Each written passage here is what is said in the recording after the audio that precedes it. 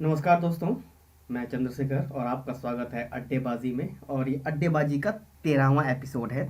तो अभी अड्डेबाजी के 13वें एपिसोड में हम लोग बात कर रहे हैं अभी आधुनिक भारत के आंदोलनों की, जिसमें हम लोगों ने अभी चंपारण सत्याग्रह और असहयोग आंदोलन पर बात की। लेकिन तो अब हमारा जो आज का जो हमारा एपिसोड है, इसमें हम बात करेंगे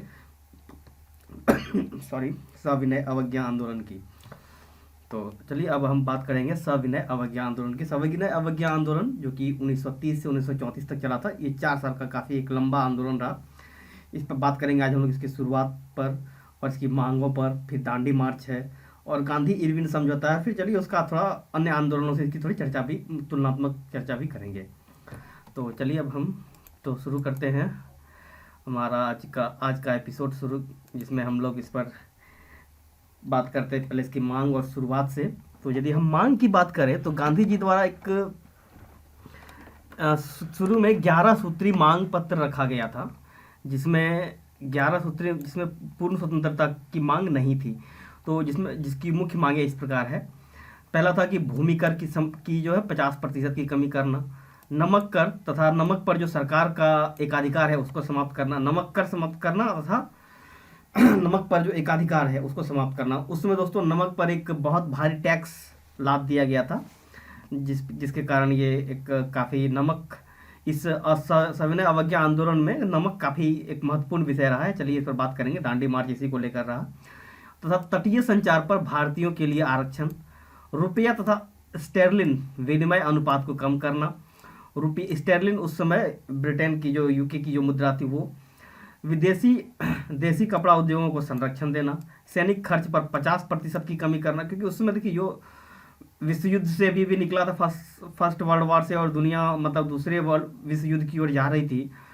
लगभग पूरी दुनिया में तनाव का माहौल था, जिसके कारण सैनिक खर्च में काफ़ी बढ़ोतरी हो गई थी। और सरकार जो है कि भारत पर ही वो, मतलब ब्रिटिश क्राउन जो था, जो ब्रिटिश सरकार है, वो जो प्रशासन, मतलब एक तरह कह सकते हैं ये साम्राज्य, ब्रिटिश साम्राज्य जो है, सेना का खर्च जो भारत से बहुत ज़्यादा वसूल रही थी, या फिर भारत पर बहुत ज़्यादा लाद रही थी। प्लस सिविल प्रशासन पर जो खर्च है उस पर 50% में छूट देना, इस 50% तक एक्स्ट्रा बढ़ाने की छूट देना। मादक द्रव्यों पर पूर्णता रोक, शराब या अन्य जो नशीली दवाएं थी उन पर। सभी राजनीतिक कैदियों की रिहाई और आर्म्स एक्ट में परिवर्तन, ताकि लोग हथियार रख सकें अपनी सुरक्षा के लिए। क्योंकि गांधी जी ने ये सारा एक मांग पत्र बनाकर उस समय वायसराय को दिया, और गांधी जी 41 दिनों तक सरकार की प्रतिक्रिया का इंतजार करते रहे। जब उधर से कोई प्रतिक्रिया नहीं आई तो उन्होंने अंततः दांडी मार्च का आयोजन किया, जो कि 12 मार्च से 6 अप्रैल 1930 तक चला। इस आंदोलन में साबरमती से दांडी तक एक मार्च का आयोजन किया गया, एक पैदल मार्च का। तो चलिए अब हम बात करते हैं दांडी मार्च की। 12 मार्च को गांधी जी तथा उनके 78 या 79 स्वयंसेवक एक साथ साबरमती आश्रम से दांडी तक की यात्रा शुरू की, उससे निकले वहां से। इसमें पूरे देश में आए हुए सत्याग्रही शामिल हुए। 5 अप्रैल को गांधी जी अपने जो अलग अलग दलों के साथ, बहुत सारे दल उसमें शामिल होते गए, जैसे जैसे वो आगे बढ़ते गए, उसमें अपने दलों के साथ दांडी पहुंचे सुबह। और अगली ही सुबह गांधी जी द्वारा तथा उनके सहयोगी द्वारा तट पर जो है, सॉरी यहाँ पर एक टाइपो एरर है, इसको तट है ये, तो तट पर पड़े नमक उठाकर, अपने हाथ से नमक उठाया, और वहाँ का जो सरकार का जो एकाधिकार था कि नमक कोई और नहीं बना सकता, इन लोगों ने नमक बनाकर नमक कानून तोड़ा। इसके साथ ही नमक जो है भारत की आज़ादी की इच्छा का संकेत बन गया। अब देश के अलग अलग हिस्सों में अलग अलग तरीके से इसका नमक कानून को तोड़ा गया। जैसे तमिलनाडु में तंजावर के समुद्री तट पर श्री राजगोपालाचारी द्वारा ने त्रिचिनापल्ली से वेदारण्य तक की नमक यात्रा की। मालाबार तट में जो है वैकम सत्याग्रह जो थे, उनके जो लीडर्स थे, उनके जो नायक थे, वो नमक कानून तोड़ने के लिए कालीकट से पायन्नूर तक की यात्रा की। सत्याग्रहियों का एक दल जो है असम के सिलहट से बंगाल के नवाखली समुद्र तट तक पहुंच गया नमक बनाने के लिए। आंध्र प्रदेश के विभिन्न जिलों में नमक सत्याग्रह के मुख्यालय के रूप में काम करने लगे, और इस उद्देश्य से वहाँ अलग अलग शिविरम, यानी कि छोटे छोटे शिविर स्थापित किए गए। अब 14 अप्रैल को नमक कानून तोड़ने के जुर्म में जवाहरलाल नेहरू को गिरफ्तार कर लिया गया। इसमें पश्चिमोत्तर प्रांत, यानी कि जिसको पेशावर में इस आंदोलन का नेतृत्व खान अब्दुल गफ्फार खान ने किया। पेशावर में ही एक और घटना हुई। पेशावर की घटना इसलिए भी इम्पोर्टेंट है, यहाँ पर जो है इस सविनय अवज्ञा आंदोलन में सिपाहियों, मतलब एक तरह से कह सकते हैं कि यहाँ गढ़वाल रेजिमेंट के सिपाहियों ने भी एक तरह की सविनय अवज्ञा आंदोलन में शामिल हो गए कि उन्होंने निहत्थी भीड़ पर गोली चलाने से इनकार कर दिया, इन्होंने गोली नहीं चलाई, इसलिए ये थोड़ा महत्वपूर्ण है। तो ये दांडी मार्च का थोड़ा एक परिचय था। आगे चलिए हम बात करते हैं आंदोलन के विभिन्न चरणों की बात करें। आंदोलन को मुख्यतः 3 चरणों में बांटा गया है। पहला चरण जो है 1900 मार्च से सितंबर 1930 का। इस चरण में शराब की दुकानों पर धरना देना, नमक कर तथा चौकीदारी कर जैसे न अदा करना शामिल था। इसमें नमक पर कर देना या नमक से जुड़ा आंदोलन ज़्यादा प्रभावी रहा। दूसरा चरण था 1932 से जनवरी 1932 से अप्रैल 1934 तक। तो इस दौर में शहरी व्यापारी तथा उद्योगपतियों का उत्साह कम हुआ तथा उनके द्वारा सरकार एवं कांग्रेस के बीच समझौता कराने का प्रयास किया गया, जिसके परिणाम स्वरूप गांधी इरविन समझौता 1931 में हुआ। अब हुआ ये कि देखिए, अब यहाँ देख सकते हैं 1930 के बाद यहाँ 1932 आता है सीधा। 1931 में एक गांधी इरविन समझौता हो गया था, लेकिन फिर जब सरकार ने ही समझौता तोड़ना शुरू किया तो फिर गांधी जी आंदोलन शुरू कर दिए। तीसरा चरण था जब इस चरण में सरकार द्वारा आंदोलन को निष्ठुरतापूर्वक दमन किया गया, फिर कांग्रेस ने आंदोलन को वापस ले लिया। ये 1932 से 1934 के बीच का रहा। तो अब देखते हैं गांधी इरविन समझौता ये क्या है। तो यदि गांधी इरविन समझौता की बात करें तो सर तेज बहादुर सप्रू, डॉक्टर जयकर तथा अन्य लोगों द्वारा लगातार प्रयासों के बाद सरकार का कांग्रेस के बीच समझौता हुआ। इसके परिणाम स्वरूप गांधी तथा गवर्नर जनरल जो लॉर्ड इरविन थे द्वारा मई 1931 में, मैच हो गया यहाँ पर, मई थोड़ा टाइप,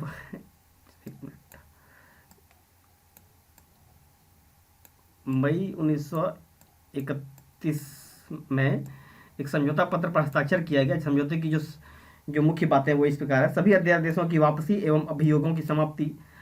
जो अध्यादेश निकाले गए थे आंदोलनों को समाप्त करने के लिए या फिर आंदोलनकारियों के विरोध में, उनकी वापसी और अभियोगों की समाप्ति।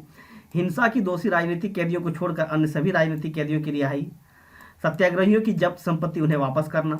शराब तथा विदेशी कपड़ों की दुकानों पर शांतिपूर्वक धरना देने की अनुमति देना। सविनय अवज्ञा आंदोलन की समाप्ति। कांग्रेस ने द्वितीय गोलमेज सम्मेलन में शामिल होना स्वीकार किया। आप एक ये चीज़ याद रखें, 3 गोलमेज सम्मेलन हुए जिसमें कि कांग्रेस सिर्फ द्वितीय गोलमेज सम्मेलन में शामिल हुई। कांग्रेस का पुलिस ज्यादतियों पर जांच के लिए दबाव न देने के लिए राजी होना। कांग्रेस बार बार जो पुलिस ज्यादती हुई थी इस आंदोलन के दौरान उस पर जांच के लिए दबाव डाल रही थी, तो सरकार मतलब उसमें लॉर्ड इरविन ने इससे ये भी रखा कि नहीं, आप इस पर दबाव नहीं डालेंगे क्योंकि पुलिस ज्यादती जो हो चुकी है अब इस पर हम आगे नहीं करेंगे, इस पर कोई जांच नहीं करेंगे।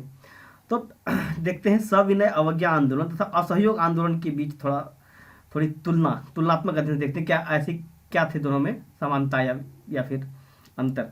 सविनय अवज्ञा आंदोलन 1930 से 1934 तक चला और असहयोग आंदोलन 1921-22 में एक बहुत विषयों में इससे आगे था। सविनय अवज्ञा आंदोलन देखा जाता असहयोग आंदोलन की अपेक्षा थोड़ा आगे की था, मतलब वो ज़्यादा ही प्रभावी रहा, सक्रिय रहा ज़्यादा। सविनय अवज्ञा आंदोलन का उद्देश्य पूर्ण स्वतंत्रता की प्राप्ति था, जबकि असहयोग आंदोलन जो था इसमें पूर्ण स्वतंत्रता की मांग नहीं की गई थी। जैसा कि नाम से प्रतीत होता सविनय अवज्ञा आंदोलन असहयोग आंदोलन से कम हिंसक प्रकृति का था, यहाँ हिंसा नहीं हुआ। सविनय अवज्ञा आंदोलन में महिलाओं, व्यापारी तक किसानों की भागीदारी असहयोग आंदोलन से ज़्यादा थी। सविनय अवज्ञा आंदोलन में लोगों की भागीदारी असहयोग आंदोलन से ज़्यादा जोखिम भरी थी। यहाँ पर लोगों की संपत्तियाँ जब्त की जा रही थी, कई जगह पर लाठीचार्ज हुए, गोलियाँ भी चली। असहयोग आंदोलन की तुलना में सविनय अवज्ञा आंदोलन ने कांग्रेस को ज़्यादा मजबूत किया, क्योंकि ये लंबा आंदोलन चला जिसमें संगठन को मजबूत करने काफ़ी समय मिला। सविनय अवज्ञा आंदोलन में असहयोग आंदोलन की हिंदू मुस्लिम एकता की विशेषता नहीं थी। यानी अब देख सकते हैं कि असहयोग आंदोलन, क्योंकि खिलाफत आंदोलन के कारण वहाँ पर हिंदू मुस्लिम एकता को देखा गया था, खिलाफत और असहयोग मिल गया था, लेकिन यहाँ ऐसा कुछ नहीं रहा। यहाँ इसमें मुसलमानों की संख्या बहुत मतलब दुर्भाग्य से बहुत कम रहा, जो कि आगे इसके कारण था, क्योंकि 1922 के बाद 19 असहयोग आंदोलन की समाप्ति के बाद से लेकर 1928 तक देश में बहुत से हिंदू मुस्लिम दंगे हुए जिसके कारण इस तरह की देखी गई। मजदूरों की भागीदारी भी असहयोग आंदोलन में अपेक्षाकृत कम थी, असहयोग आंदोलन की अपेक्षा कम थी। तो दोस्तों ये था हमारा आज का इसमें एक छोटा सा परिचय। तो चलिए अब हम बात करेंगे इसके विभिन्न मुद्दों पर, अन्य तुलनाओं पर। हमारे साथ इस पर चर्चा करने के लिए हमारे साथ हैं राज। चलिए अब चलते हैं नेक्स्ट एपिसोड में। अड्डेबाजी में आप सभी का स्वागत है। मैं हूं चंद्रशेखर और हमारे साथ हैं हमारे चिर परिचित राज, और आप देख रहे हैं हमारा चैनल संघर्ष द स्ट्रगल। तो दोस्तों आज हम इसमें बात करेंगे असहयोग आंदोलन और चंपारण की बात कर चुके हैं। अब हम इससे बात करेंगे सविनय अवज्ञा आंदोलन की। इस पर हम बात करें इससे पहले राज जी नमस्कार दोस्तों, संघर्ष द स्ट्रगल चैनल पे आपका स्वागत है। आज हम बात करेंगे सविनय अवज्ञा आंदोलन की। जी चंद्रशेखर। दिसंबर 1929 कांग्रेस के लाहौर अधिवेशन में पूर्ण स्वराज का झंडा फहराया, यानी उसका एक प्रस्ताव पारित किया, और गांधी द्वारा घोषणा हुई कि शैतान ब्रिटिश शासन के समक्ष समर्पण ईश्वर और मानवता के खिलाफ अपराध है। इस घोषणा के साथ ही 26 जनवरी 1930 को पूरे देश में एक स्वतंत्रता दिवस मनाया गया, और इसी अधिवेशन ने जो लाहौर की जो कांग्रेस अधिवेशन थी, इसी ने कांग्रेस को अधिकृत किया कि वो देश में एक सविनय अवज्ञा आंदोलन छेड़े, या फिर इससे मिलता जुलता आंदोलन छेड़े। फिर दोबारा एक साबरमती आश्रम में 1930 में के फरवरी के मध्य में एक बैठक होती है, जहां कांग्रेस कार्यकारिणी महात्मा गांधी को यह अधिकृत करती है। मोहनदास करमचंद गांधी, जो कि अब महात्मा गांधी हो चुके हैं या फिर हो रहे हैं, बापू बन चुके हैं, उन्हें यह अधिकृत किया गया कि आप अपनी सुविधा अनुसार जब चाहें, जहां से चाहें, आप सविनय अवज्ञा आंदोलन की शुरुआत कर सकते हैं। हर प्रकार से न्यूनतम मांगों वाली एक 11 सूत्री मांगों की एक सूची लॉर्ड इरविन को 31 जनवरी को सौंपी जाती है, और जब गांधी जी ने, और इसे लॉर्ड इरविन द्वारा यानी कि ब्रिटिश सरकार द्वारा इसको अनदेखा कर दिया जाता है। फरवरी के अंत में जैसे जैसे गांधी जी नमक की बात करने लगते हैं, तो लोग इस पर चर्चा सुनना लोगों के दिमाग में चलने लगा कि अब आखिर क्या होने वाला है। और 2 मार्च को गांधी जी ने वायसराय को अपना पत्र लिखा, जिसमें उन्होंने विस्तार से स्पष्ट किया कि वे क्यों ब्रिटिश राज को अभिशाप मानते हैं, और इन्होंने अपने अनुयायियों को संबोधित करते हुए एक दांडी मार्च का एक रोड मैप तैयार किया, और अपने कुछ अनुयायियों के साथ 11 मार्च 1930 को वो दांडी मार्च की शुरुआत किया, और इस तरह सविनय अवज्ञा आंदोलन की शुरुआत होती है। तो दोस्तों सविनय अवज्ञा आंदोलन पर हम सीधे पहुंचे, तो इससे पहले हम चाहेंगे कि राज से कि सविनय अवज्ञा आंदोलन 1930 और असहयोग आंदोलन 1922, या बीच में ही मान लें, इस बीच में एक राजनीतिक रिक्ति एक रही है। ये आप इसको किस रूप में देखते हैं, यानी उस समय भारत की राजनीतिक स्थिति कैसी थी राज?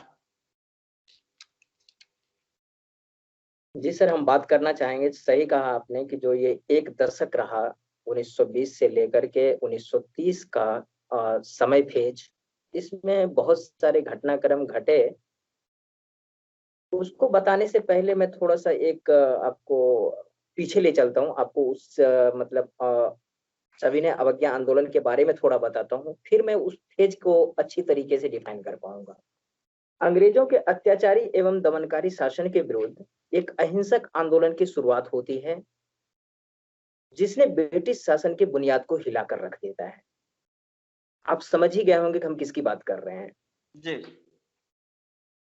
इसी को इतिहास में नाम दिया गया सविनय अवज्ञा आंदोलन। इस आंदोलन का सबसे जो स्मरणीय पल है, जो अभी चंद्रशेखर जी ने उजागर किया, दांडी मार्च, ये गांधी जी का सबसे स्मरणीय पल है, जिसके तहत उन्होंने अंग्रेजों के द्वारा बनाए गए कानूनों की अवहेलना करी।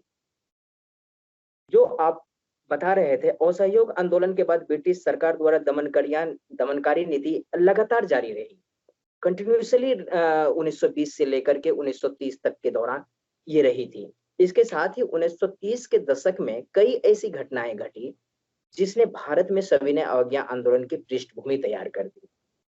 अब हम बात करेंगे कि क्या क्या ऐसी क्या कहते हैं घटनाएं घटी, जो कि ये आंदोलन हमें करना पड़ा। गांधी जी को इतना बड़ा स्टेप लेना पड़ा या फिर कांग्रेस को इतना बड़ा स्टेप लेना पड़ा। तो इसमें पहली बात जब हम करेंगे तो जो नेहरू रिपोर्ट कांग्रेस द्वारा बनाया गया था, वो ब्रिटिश सरकार के द्वारा अस्वीकार कर दिया गया। अस्वीकार कर दिया बिल्कुल भी, गया। बिल्कुल इस पर ध्यान नहीं दिया गया। उसके बाद जो आर्थिक मंदी थी, उसने पूरे देश को प्रभावित किया। उस समय भयानक आर्थिक मंदी का दौर चल रहा था। वो तो चल रही थी असहयोग आंदोलन के पहले, जब रोलेट एक्ट आया था उसी समय से चल रही थी, लेकिन ये कंटिन्यूसली जो है चालू थी। अभी अभी अभी अभी दुनिया एक विश्व युद्ध से बाहर आई थी, तो हाँ जाहिर हाँ है बिल्कुल महंगाई बेरोजगारी चरम पर थी, और प्लेग भी अपने चरमोत्कर्ष पर था। बिल्कुल बिल्कुल। उसके बाद औद्योगिक और व्यावसायिक वर्ग की सरकारी नीतियां भी इतने बेकार थी, जिससे कि हमारे जनता जो है असंतुष्ट थी। उसके बाद जो मजदूरों के लिए एक औद्योगिक नीति लाई गई थी, उनकी भी दशा कमोबेश वैसे ही थी जैसे औद्योगिक व्यावसायिक वर्ग की थी। उसके बाद बात करें हम कि साइमन कमीशन आया, फिर बटलर आयोग आया।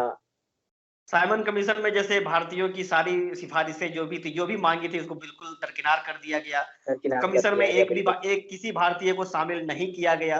और इस प्रकार आप देखते हैं कि साइमन साइमन कमीशन का हर जगह विरोध होता है। लाला लाजपत राय वाली घटना होती है, ये सारी चीजें इसी बीच घटित होती है। मतलब छोटे छोटे आंदोलन चौक चौराहों पर देखे जा रहे थे। अब उसे सही। एक जगह कंपाइल करने की आवश्यकता थी। बटलर कमीशन भी इसी से जुड़ी हुई चीजें थी। आप बताइए सर, बटलर कमीशन के बारे में भी थोड़ा बता दीजिए। बट बटलर कमीशन एक कह सकते हैं कि ये एक ऐसा एक कमीशन किया गया ब्रिटिश सरकार द्वारा, जो क्राउन देसी और रियासत। जो देसी देसी रियासत थी उनके बीच जो आर्थिक और राजनीतिक संबंधों की समीक्षा करने के लिए। और ये भी बना, और इसकी समीक्षा पर जाएंगे तो एक लंबा खींचेगा, ये हमारे विषय में अभी नहीं है, इसको आगे हम किसी एपिसोड में इस पर चर्चा करेंगे विस्तार से। तो चलिए अब हम बात करेंगे कि सविनय अवज्ञा आंदोलन, अब जैसे इसके मुख्य कार्यक्रम क्या थे, इसमें क्या क्या कैसे कैसे कार्यक्रम किए गए इस सविनय अवज्ञा आंदोलन को आगे बढ़ाने के लिए। कांग्रेस ने और महात्मा गांधी ने और आंदोलनकारियों ने इसको कैसे आगे बढ़ाया, इसमें कौन से कार्यक्रम को शामिल किया गया। जी राज। जी, इसमें तो बहुत सारे कार्यक्रम थे, जो जिस प्रकार से हम लोगों ने असहयोग आंदोलन में देखा था, वैसे ही कुछ कार्यक्रम इसमें भी सम्मिलित किए गए थे। जैसे संपूर्ण देश में मदिरा को निषेध किया जाएगा, ये गांधी जी का कथन था। गांधी जी ने ये इसमें इसमें था कि आपको शराब की दुकानों पर और जो विदेशी कपड़ों की दुकानें थी वहां पर धरना प्रदर्शन करना। वो तो नमक कानून। वो तो अलग था सर। जो जो जिसकी आप बात कर रहे हैं उसमें था कि महिलाएं जा करके जो शराब की जी जी, दुकानें, उस इसी का एक हिस्सा था, सविनय अवज्ञा आंदोलन का एक हिस्सा था वो, उसको शामिल कर लिया गया, इसमें मिला लिया गया। हाँ, मदिरा निषेध की बातें भी की गई थी। वो महिला उनमें जो है सारी शरीक होकर के काफी तेजी से आंदोलन करती थी वो। उसके बाद क्या कुछ कहना चाह रहे हैं आप? जी, कई जगहों पर चौकीदारी कर जो था वो देने से मना किया गया। लेकिन यहाँ पर आप देखेंगे कई बार गांधी जी पर आरोप लगता है, जहां रैयत वाली व्यवस्था थी, जहां किसान सीधे सरकार को लगान दे रहे थे वहां तो लगान देने से मना किया, लेकिन जहां किसान जमींदारों को लगान दे रहे थे वहां इसकी अपील नहीं की गई। तो ये थोड़ा एक विवादित, अक्सर लोग मानते हैं कि गांधी जी पर आरोप लगता है कि अपने जमींदार मित्रों की के हितों की वो रक्षा कर रहे थे। अब जी आप कुछ कर रहे थे। हाँ, उसके बाद जो है नमक कर समाप्त किया जाना चाहिए था। हम्म, उसी का एक ये प्रोग्राम था, कार्यक्रम में शामिल था कि नमक कर बिल्कुल समाप्त कर देना चाहिए, और सेना के खर्च में जो है 50% की कमी की जाए। ये तो इनकी और मांगे थी। हाँ। हाँ हाँ, मतलब मांगे नहीं है, ये सारा जो है उसी से गांधी जी की कुछ शर्तें थी। हम्म। उसके बाद था कि अ, विदेशी कपड़ों और वस्तुओं का बहिष्कार करना, ये तो आपने बताया ही। उसके बाद छात्रों द्वारा सरकारी स्कूल कॉलेज का बहिष्कार करना, वकीलों के द्वारा वकील का कार्यक्रम, वकील का जो काम था उनको उनका बहिष्कार करना। जितने भी सरकारी कर्मचारी थे उनमें उनके कार्यालयों में बहिष्कार करना, हिंदुओं जी। में अस्पृश्यता का त्याग करना, ये सब बातें हम्म। थी। नमक अब कानून बनाकर नमक कानून को तोड़ना, ये तो मैंने बताया ही आपको। हाँ, अब जैसे नमक कानून को तोड़ने के लिए जगह जगह पर नमक बनाए गए। जैसे आप साउथ में यदि आए, सी राजगोपालाचारी रहे, आप उसमें देखे होंगे कि महात्मा गांधी हैं। और आप सविनय अवज्ञा आंदोलन का यदि सबसे ज्यादा प्रभाव एक देख सकते हैं, एक मजबूत प्रभाव पेशावर में देखा गया, जब वहां गढ़वाल रेजिमेंट के सिपाहियों ने निहत्थे भीड़ पर गोली चलाने से मना कर दिया, और वहां सविनय अवज्ञा आंदोलन को लीड कर रहे थे अपने बादशाह खान, खान अब्दुल गफ्फार खान। और अब इस आंदोलन में आपने देखा होगा कि आंध्र प्रदेश में कई जगह शिविरों की स्थापना की गई, छोटे छोटे हर जिलों में, जहां से ये नमक कानून तोड़ने के लिए एक केंद्र के रूप में वो काम करते रहे। तो चलिए अब आगे इस चर्चा के सिलसिले को आगे बढ़ाते हुए अब देखते हैं कि इस सविनय अवज्ञा आंदोलन में जो भागीदारी है लोगों की, असहयोग और चंपारण सत्याग्रह से ज्यादा था। इसमें लगभग मतलब भिन्न भिन्न वर्गों की उपस्थिति दर्ज की गई। तो आप इसमें जो यहाँ जो लोग इसमें शामिल हुए, वो विभिन्न वर्ग के लोग, भिन्न भिन्न वर्गों की भूमिका पर थोड़ी आप चर्चा कर रहे हैं राज।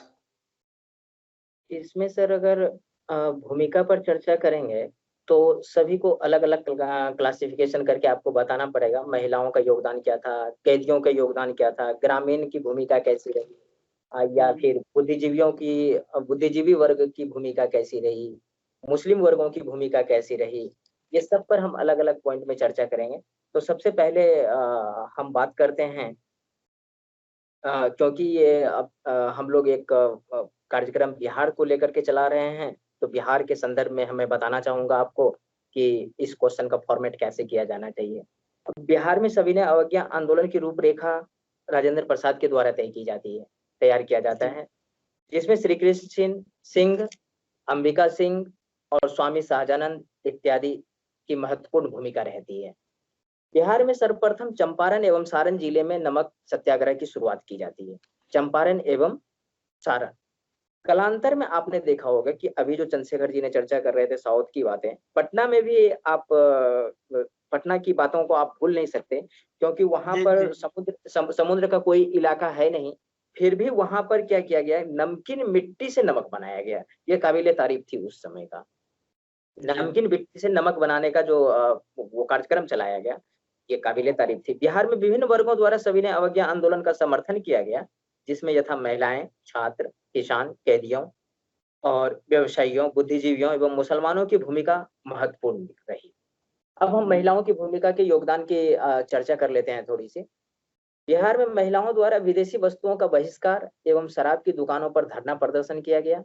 इसके द्वारा धरना प्रदर्शन इतना प्रबल था कि सरकार को मजबूर होकर इसे हटाने के लिए महिला पुलिस को बुलाना पड़ा। जी। इसमें कुछ महिलाएं प्रमुख थीं, जैसे विंध्यवासिनी देवी, श्रीमती हसन इमाम, प्रभावती देवी, श्रीमती सीसी दास, सरस्वती देवी, चंद्रावती देवी, ये सब कुछ प्रमुख लीडरों में से एक थी। चंद्रावती देवी ने जब गया में एक सभा को संबोधित कर रहे थे, तो चौकीदारी कर ना देने पर बल दिया गया।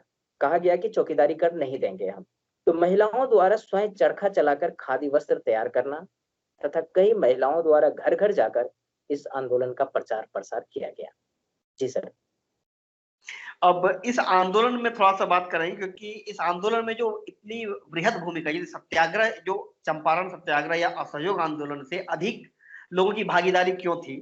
गांधी जी ने जो एक 11 सूत्री मांग प्रस्तुत किए थे, इसमें अधिकतम मुद्दे जो थे वो आम आदमी से जुड़े थे, चाहे वो भूमि कर में कमी, नमक कर की समाप्ति, या फिर सिविल प्रशासन पर जो मतलब बढ़ोतरी थी, और सैनिक खर्च में कटौती, मादक द्रव्यों पर रोक, सभी राजनीतिक कैदियों की रिहाई, आर्म्स एक्ट में परिवर्तन। सबसे बड़ी बात, आर्म्स एक्ट में परिवर्तन की बात की गई थी, जो कि रॉलेट एक्ट में जिसको मजबूत किया गया था, कि मतलब कि आर्म्स एक्ट को प्रभावित किया ताकि लोग अपनी सुरक्षा के लिए हथियार रख सके। तो बिल्कुल।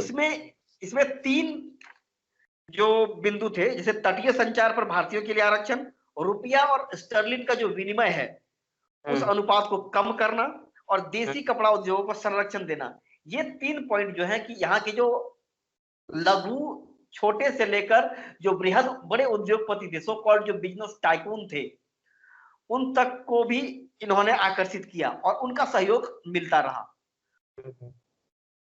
तो ये था इसमें। और चलिए अब हम आगे इसको चर्चा को आगे बढ़ाते हुए हम बात करेंगे। अब यदि हम एक थोड़ा तुलनात्मक रूप से देख लें, सर सविनय अवज्ञा। इसमें बहुत सारे अभी प्रोग्राम रह गए हैं, बुद्धिजीवियों की भूमिका कैसे कैसे रही वो थोड़ा सा डिस्कशन करना। चलिए थोड़ा चर्चा हम कीजिए। चलिए मैं कैदियों की भूमिका के बारे में बात कर रहा था कि स्वदेशी का प्रचलन उस समय इतना बढ़ गया था कि जो कैदी लोग थे वो खुद कह रहे थे कि मुझे जो है स्वदेशी कपड़े दो, विदेशी वस्त्रों से वो बहिष्कार करने लगे। और इतना वो प्रबल हो गया बहिष्कार वाली नीति कि छपरा के जेल में जो है एक विनोद सिंह नाम का कैदी थे जो नेतृत्व कर रहे थे पूरे छपरा वाले कैदियों का। तो वहां बोला गया कि आप जो है देसी कपड़ा ही पहने, विदेशी कपड़ा को हाथ तक ना लगाएं। तो उसने मांग किया जेलर साहब को कि मुझे जो है ना देसी कपड़ा दिया जाए, और जब तक देसी कपड़ा ना दिया जाएगा तो मैं नंगी हड़ताल जो है करूंगा। तो उसने इसी कारण जो है जब तक उनको कपड़ा नहीं दिया गया तब तक वो नंगी हड़ताल के नाम से जाना गया। वो ये काफी अहम था इन असहयोग आंदोलन, सॉरी, सविनय अवज्ञा आंदोलन के लिए ये मुद्दा आप समझ ही सकते हैं। उसके बाद इसमें व्यवसायियों की भूमिका भी काफी अहम रही है। इस आंदोलन में प्रत्यक्ष व अप्रत्यक्ष दोनों रूपों में व्यवसायियों द्वारा महत्वपूर्ण भूमिका निभाई गई, क्योंकि शराब, विदेशी कपड़ा, वस्तुओं आदि का संबंध सीधे व्यवसाय से था। इसलिए इसलिए जो है या तो विरोध करे वो, या फिर क्या कहते हैं उसको, वस्तुओं को बेचे। मतलब कि प्रत्यक्ष या अप्रत्यक्ष दोनों तरफ से जो है बेचने और खरीदने से मना नहीं कर सकते थे। इसलिए जो है महत्वपूर्ण भूमिका उनकी थी व्यवसायियों की। बुद्धिजीवियों की बात करें तो इस आंदोलन में छात्र, वकील, प्रबुद्धजन आदि लोगों ने प्रमुख भूमिका निभाई। बड़ी संख्या में छात्रों ने स्कूल, कॉलेज पढ़ाई छोड़ दी। जयप्रकाश नारायण, जेवी कृपलानी, राजेंद्र प्रसाद, अंबिका सिंह कांत आदि जेल भी गए। दीपनारायण तथा अब्दुल बारी ने विधानसभा से त्याग पत्र दे दिया। ये कुछ बुद्धिजीवी वर्ग थे। अब कुछ मुस्लिम वर्गों की बात करें तो हालांकि इस आंदोलन में राष्ट्रीय स्तर पर मुस्लिम वर्गों की भूमिका नगण्य रही थी, पर फिर भी बिहार में इस आंदोलन में मुसलमानों ने अत्यंत महत्वपूर्ण भूमिका निभाई, जिसमें अब्दुल बारी, श्रीमती हसन इमाम एवं मोहम्मद जुबैर इत्यादि ये सब प्रमुख ऐसे मुस्लिम थे जिसने कि बढ़ चढ़कर हिस्सा लिया और इस आंदोलन को सफल बनाने में महत्वपूर्ण भूमिका निभाई। जी चंद्रशेखर जी। तो अब इस विभिन्न वर्गों की भूमिका यदि पर हमने अभी चर्चा की, तो एक्चुअली ये आंदोलन जो था सविनय अवज्ञा आंदोलन, कह सकते हैं कि ये असहयोग आंदोलन हो या फिर चंपारण मतलब कि आंदोलनों का एक बढ़ता क्रम था। चंपारण सत्याग्रह शैशव अवस्था में था। जब यदि हम असहयोग आंदोलन की बात करें तो वो एक थोड़ा सा बड़ा हुआ किशोरावस्था में, और सविनय अवज्ञा आंदोलन अब एक युवा अवस्था में था। मतलब एक कह सकते हैं कि वो युवकों वाली बात थी, वो जोश और जुनून से भरा देश था ये आंदोलन। तो इस आंदोलन आपको सर पता होगा कि कोई भी चीज हम बार बार करने लगते हैं ना, चाहे वो आंदोलन हो या कुछ भी हो, तो हमें एक अंदर से पुष्टअप मिलती है, एक हमारा कॉन्फिडेंस लेवल बढ़ता है, एक अंदर से एक फीलिंग आने लगती है कि नहीं हम अब और जोर से मार सकते हैं, जोर से मार सकते हैं और स्वतंत्रता ले सकते हैं हम, चाहे कितना भी मेरे सामने क्यों ना विपक्ष पार्टी हो, मैं उसको हरा सकता हूँ, इतनी क्षमता होती है। चलिए अब चलते चलते आखिर में हम बात करेंगे सविनय अवज्ञा आंदोलन और असहयोग आंदोलन, इनके बीच एक थोड़ा तुलना यदि करें तो आप तुलनात्मक रूप से किसे आप भारी पाते हैं? ऑब्वियसली इसी को पाएंगे, सविनय अवज्ञा आंदोलन। जी, उसका कारण है, हाँ बताइए। आपने देखा होगा कि जिस प्रकार से सविनय अवज्ञा आंदोलन में जनसमूह उमड़ा, उसकी तुलना में असहयोग आंदोलन में कुछ नहीं था। मतलब हाँ। इसकी अगर कंपेरेटिवली करें तो हम्म। क्योंकि सविनय अवज्ञा आंदोलन तो एक, देखिए असहयोग आंदोलन एक आंदोलन नहीं था, वो दो आंदोलन था, एक सविनय अवज्ञा आंदोलन, दूसरा सॉरी असहयोग आंदोलन, दूसरा खिलाफत आंदोलन। ये दोनों मिलकर एक बड़ा रूप ले लिया, एक धार्मिक और राजनीतिक। लेकिन सविनय अवज्ञा आंदोलन की बात करें तो ये पूर्ण रूप से राजनीतिक आंदोलन था और एक आजादी के लिए, पूर्ण स्वतंत्रता के लिए ये आंदोलन था। जबकि असहयोग आंदोलन एक वो डोमिनियन स्टेटस वाली बात थी वहां पर। बिल्कुल। दूसरी बात करेंगे हम, तो आपने देखा होगा कि इसमें बिल्कुल क्या कहते हैं, सत्याग्रह को और अहिंसात्मक रूप ले लिया था ये, मतलब बिल्कुल जी, हिंसा नाम मात्र थी, लेकिन उसमें क्योंकि जो है असहयोग आंदोलन में उसमें हिंसात्मक रूप ले लिया था थोड़ा बहुत। आपने देखा, चौरी चौरा कांड भी देखा हाँ, होगा। चौरा चोरी कांड हुआ और फिर बीच में कुछ दंगे भी हुए, तो इससे लोग थोड़ा सतर्क हो चुके थे, सीख चुके थे कि हम यदि ऐसा कुछ करते हैं तो सरकार के पास ये पूरा ताकत आ जाता है, पूरा अधिकार मिल जाता है कि हमें कैसे वो निष्ठुरता पूर्वक हमारा वो दमन करें। और ये जो आंदोलनकारी थे, और अब आप एक चीज देखेंगे, 1924 में जब गांधी जी जेल से बाहर आए, असहयोग आंदोलन में उन्हें गिरफ्तार कर लिया गया था, फिर जब 1924 में वो बाहर आए, 24 से 29 तक वो एक मतलब अपने कह सकते सिपाहियों को ट्रेंड कर रहे थे, सत्याग्रहियों को ट्रेंड कर रहे थे कि क्या करना है क्या नहीं करना है, कैसे अच्छा। मौका नहीं देना है। क्योंकि आप एक पत्थर फेंकेंगे तो उधर से सीधी गोली चलाने का अधिकार उनको मिल जाता है, लाठी चलाने का अधिकार मिल जाता है। हम लोग भी थोड़ा बहुत आंदोलन में रहे हैं, ये चीज हम आपने हमने भी देखा है कि हमारी हम यदि थोड़ा सा उद्दंड होते हैं तो पुलिस और सरकार कुछ ज्यादा ही उद्दंड उग्र हो जाती है। हम्म। जी। तो और चलिए अगर बताएं। अभी और थोड़ा सा बताते हैं। यदि सविनय अवज्ञा आंदोलन में महिलाओं और व्यापारियों की भागीदारी बहुत ज्यादा थी। जैसा कि हम, जो इसका मांग ही था ऐसा, मांग में ही व्यापारियों को जोड़ लिया, क्योंकि रुपया और स्टर्लिन का जो अनुपात बहुत बढ़ गया था विनिमय का, जिसके कारण यहाँ के व्यापारियों को नुकसान हो रहा था। और एक और चीज था कि जो तटीय माध्यम, जो तटीय क्षेत्रों में संचार का जो संसाधन था, इस पर भारतीयों को मतलब लगभग बेदखल किया जा रहा था। और तभी एक तो और बात, डिमांड था गांधी, तभी तो हाँ, गांधी जी का डिमांड था। जी जी, बिल्कुल बिल्कुल। और एक और हाँ। था कि देसी कपड़ा उद्योगों को थोड़ा संरक्षण देना था। तो हम्म। इससे हुआ कि स्थानीय व्यापारियों को लगा कि नहीं, कि ये आंदोलन सिर्फ राजनीतिक नहीं है, हमारे लिए भी है, हमारा भी फायदा है। और ऑब्वियस है, व्यापारी पहले अपना देखना ही चाहिए, हर किसी को व्यापारी अपना फायदा देखे और उसके साथ आए। इसके साथ महिलाओं की भी भागीदारी इसमें अहम रही, क्योंकि महिलाओं, यहाँ पर देखिए, शराबबंदी और जो विदेशी कपड़ों का जो बहिष्कार था, जब तक महिलाओं को शामिल नहीं करते, विदेशी कपड़ों का बहिष्कार कर पाना मुश्किल था, क्योंकि विदेशी कपड़ों की डिमांड महिलाओं में ज्यादा थी पुरुषों की अपेक्षा, हम्म। तब भी और आज भी। हम्म। और सविनय अवज्ञा आंदोलन असहयोग आंदोलन की तुलना में ज्यादा जोखिम भरा था। यहाँ पर लोगों की संपत्ति तक जब्त की गई, जमीनें जब्त की गई, जिन्होंने लगान देने से मना किया उनकी जमीनें जब्त कर ली गई। बाद में हालांकि जब समझौता हो गया, आंदोलन वापस ले लिया गया, तो फिर बीच में कुछ कुछ लगान देकर, मतलब ले देकर मामला रफा दफा किया गया।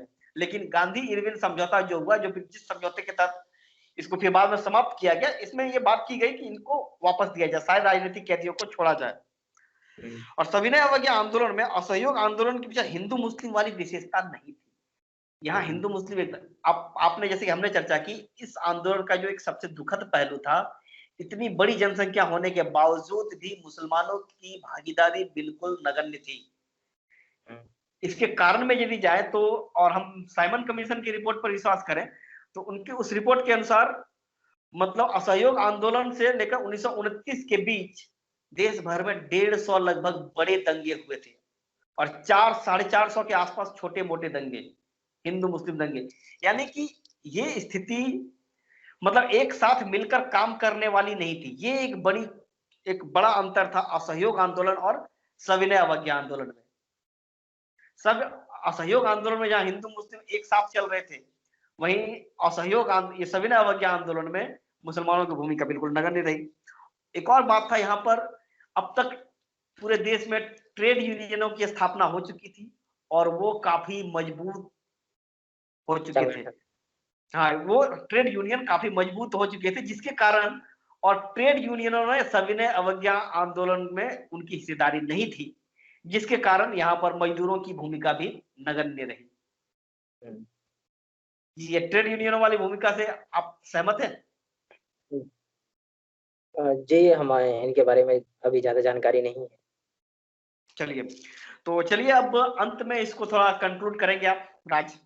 जी दोस्तों, ये सविनय अवज्ञा आंदोलन को समराइज करने से पहले जो मैंने आपको बताया, ये स्टेप बाय स्टेप आप आराम से लिख करके, और जब निष्कर्ष पर पहुंचेंगे हम, तो इसका एक पॉजिटिव निष्कर्ष देते हुए हम इसकी एंडिंग करेंगे कि यह आंदोलन भारतीय स्वतंत्रता संग्राम में एक मील का पत्थर साबित हुआ।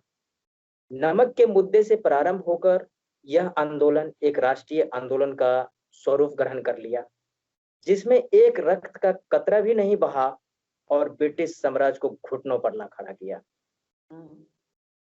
इसके साथ ही इस गोलमेज सम्मेलन आयोजित करने के लिए बाध्य हुई, और उस किसी से उसमें 2 सम्मेलन में कांग्रेस शामिल नहीं हुई। अब और क्या चाहिए?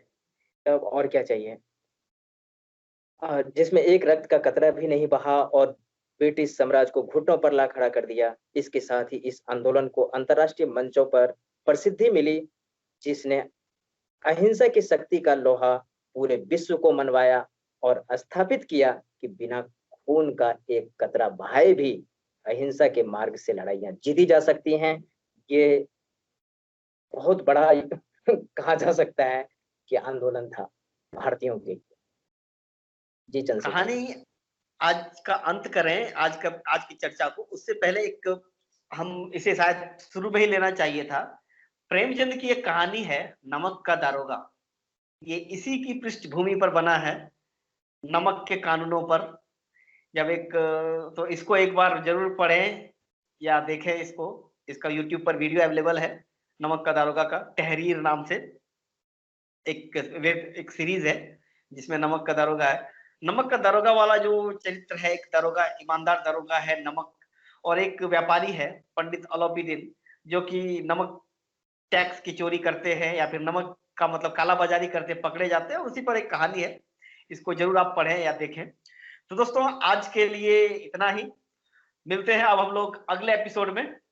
तब तक के लिए धन्यवाद। गुड नाइट, सब बखैर।